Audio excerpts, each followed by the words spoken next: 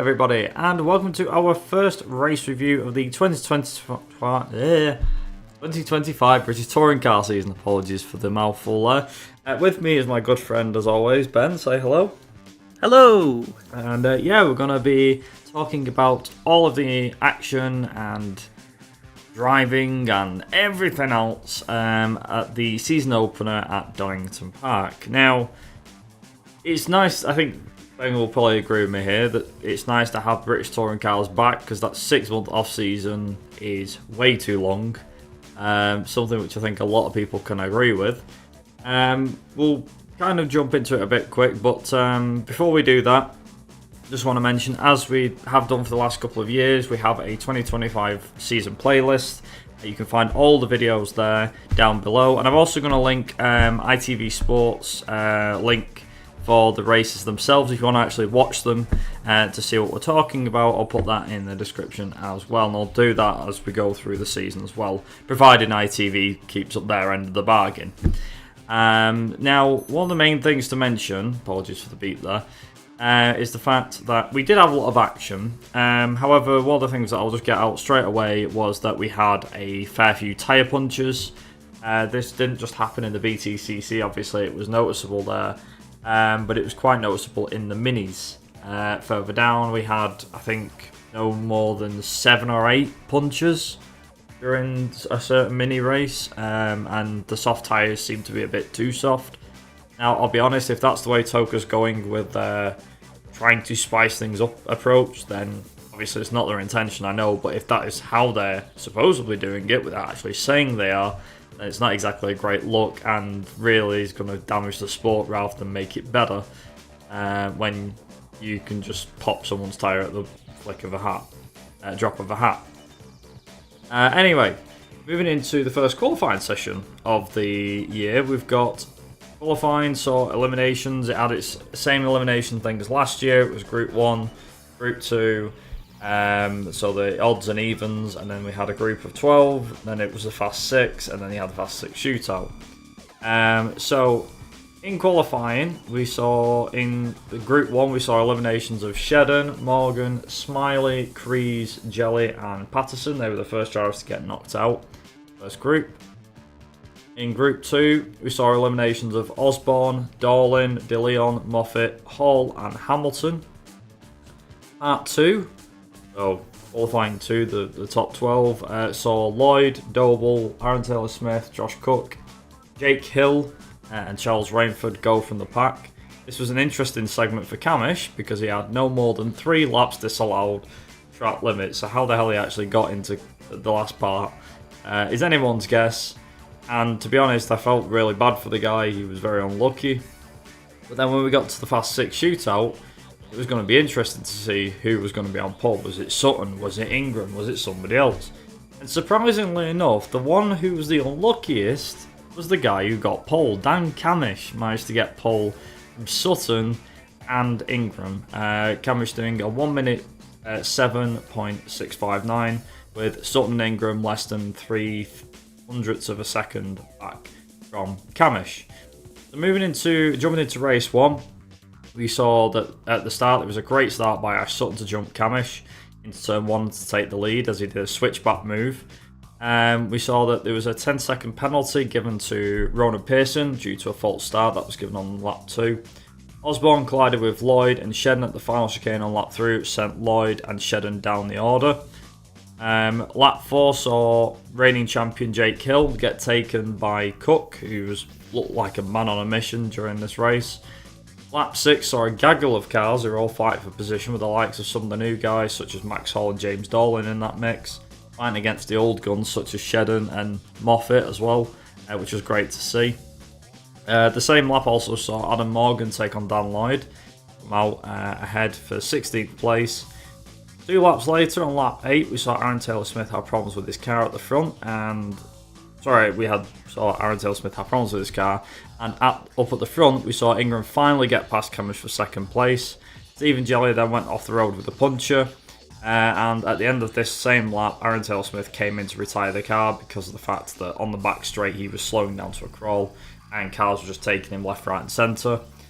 Gordon Shen's car had some damage flapping about, which meant he had to come in and get it removed due to the rules about loose bodywork. Seeing Napa from last year, they will give you an exact thing as to how that happened. Lap 9 saw Cook get past Chilton for 5th place. 2 laps after that, we saw Adam Morgan get a puncture and damage as well, and he retired the car at the side of the track. Lap 11 also saw Jelly get punted into the tyre barrier at the end of the lap by Chilton, which brought out the safety car. Whilst this all happened, we also saw Dan Camish pit due to a puncture as well. Once the safety car came in, we saw an eventful restart with Creasy taking out a board and causing damage to his car. Hill got past Chilton and Cook for 5th, and the BMWs further back went head to head with Rainford coming off the road badly but managing to stay out of the tyres. So he came off quite at some speed but managed to slow it down enough that he didn't hit the tyres. I do believe he managed to rejoin, all things considered. Lap 18 saw James Dorling retire at the first corner. I don't understand how he retired. I think, again, it could be a puncture, but I think it was more just down to outbraked himself at the first corner. As a result, he went off and retired the car. But despite everything Ingram had, he couldn't get past Sutton, and as such, it was Ash Sutton who won the first race of the year, with Ingram and Rowbottom rounding out the podium. Despite finishing 5th on the road, Tom Chilton got a penalty, which dropped into 7th post-race. So, your race 1 results were as follows. Your winner was Ash Sutton with the fastest lap. Then we had Tom Ingram, Rowbottom, Hill, Doble, Cook, Chilton, Camish, Moffat and Smiley to round out the top 10. And just before we get on to race 2, this was also the first race we'd actually see what putting the cars on the hardest compound available, which was the mediums I believe, would look like. So would it spice things up or would it not? I don't know. Here's Ben with race 2. Over to you, Ben. Yes. So for race 2, as you said, there was the tyre compounds were a bit different, and it was noticeable as the race went on as to who was on what, and sort of different cars seemed to do well different ways on the tyre compound. So yes, at the start of the race, Sutton had a really good start. Ingram was not far behind him, to be fair, and caught up by the first corner, and then Hill was sort of keeping it with Ingram, but he wasn't quite as close. Into lap 2, Doble got announced that he had a drive-through penalty for people working in his car at the point when they weren't allowed to, which was too close to the start of the race. Later on lap 2, I noticed that a couple of people had caught up nicely onto the hill, and it seemed that Cook was just right up to Hill at this point. And he also had the fastest laps. It seemed that Cook's car was coming to play. He was one of the first people on the soft tyre as well as Hill, but Cook seemed to have the advantage on that tyre at this point. On lap 4, Cook managed to get past Hill with a really good, easy, nice, clean overtake. Just went straight through past him. No messing about. It was nice to see towards the end of the lap. Ingram now started at around about the same time, trying to get past Sutton, but Sutton just was like, nah, I'm not having it, and defended into the chicane, which seemed to keep Ingram at bay for now. Lap 6. Cook was now caught up to Ingram, and this basically gave Sutton a bit of a breather, because he was now starting to try somebody who was on Ingram, see if he could get past Ingram. Going on to lap 8, De Leon did really well. It seems that he's doing really well with the BMW this year. I hope to see a lot more of that, and he got a really good overtake on his teammate Moffat, who's been in the series quite well, so I thought that was really nice to see. Lap 10, Rainford just went for it and went past Dorling while Dorling was battling with Taylor Smith. He went, nah, I'm just going to have you both, and just went straight past it. Seeing that the soft was coming to play on the BMWs at this point, as quite a lot of them who were on the soft was starting to do quite well.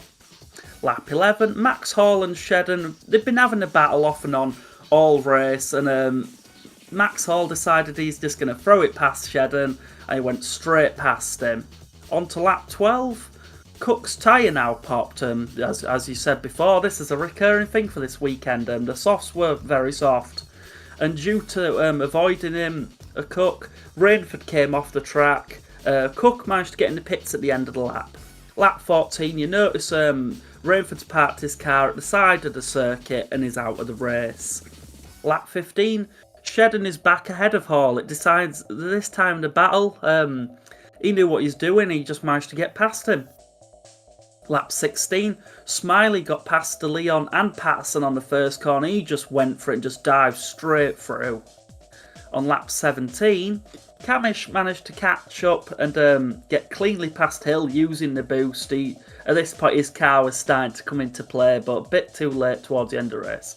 And the last lap, Sutton wins with still a lap of boost left, but he just hadn't used because he was doing that well. So first is Sutton, second is Ingram, third is Camish, fourth is Hill, fifth is Rowbottom, sixth was Chilton with the fastest lap, which is nice to see, seventh was Moffat, eighth was Smiley, ninth was Patterson, and 10th was Morgan. Over to you for race 3, Brad. Thanks, Ben. So, race 3 saw Tom Chilton being put on pole for the race. And as soon as the lights went out, it was Chilton who had a great getaway. So much so he managed to leave the pack behind. Max Hall further back got a bad start, so he dropped a few places. But Ingram was immediately a man on a mission, as he was on the soft tyres for this race. And by lap 2, he was already past Hill for third place. Hill's day got worse as over the next few laps, Hill went from third down to 6th place. Lap 3 saw Moffat get past him first. A few corners later, Smiley was through. And further back, we managed to see on the same lap, we saw Josh Cook get past Stephen Jelly, 17th place. Lap 4 saw chaos as Shedden, Dorlin and Hill all went for the same piece of tarmac at the final hairpin, final chicane. And it was Shedden who was the one who got spun round, thankfully not taking anybody out, and it was only a half spin.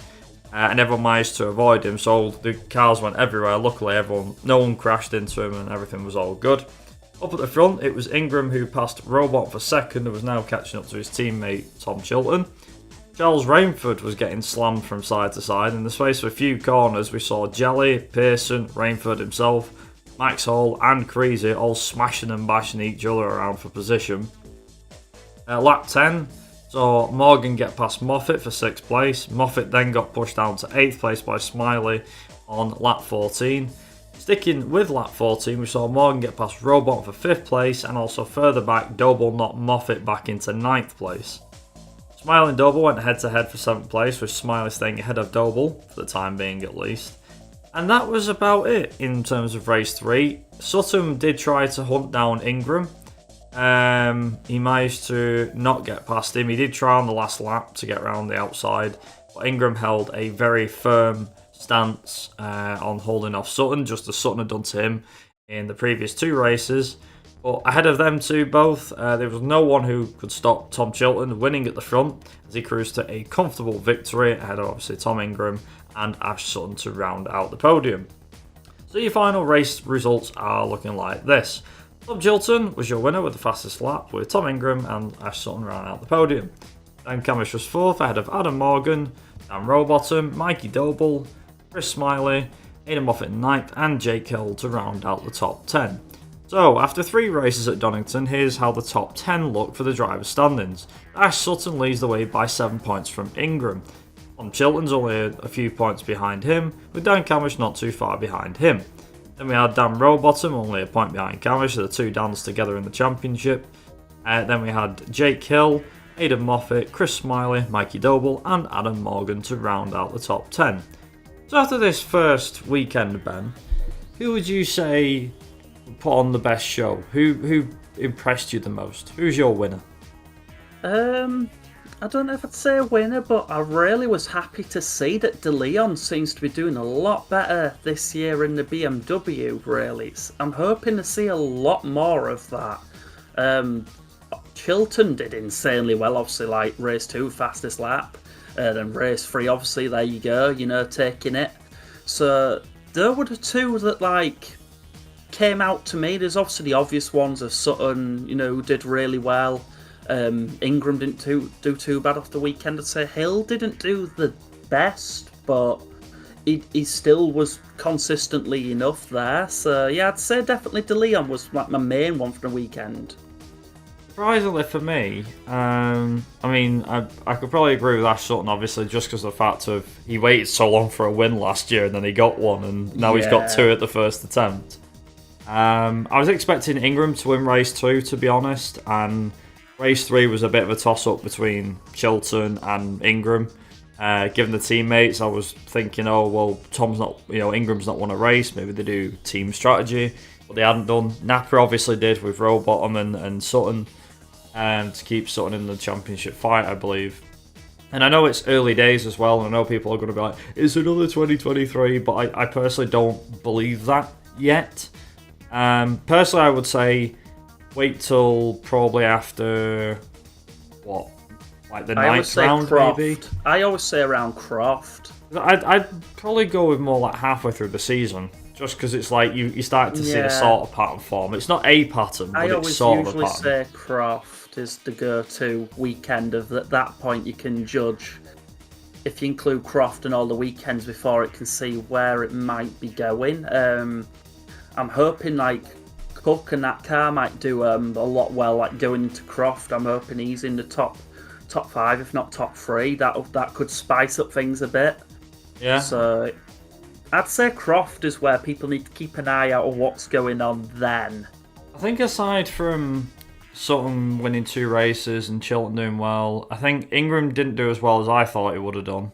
But then again, he was right on Ash's tail, so there's still some optimism for the next race.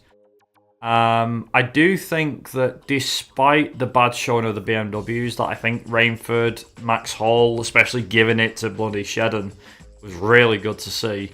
It was nice to see the new guard taking on the old guard in more ways than one.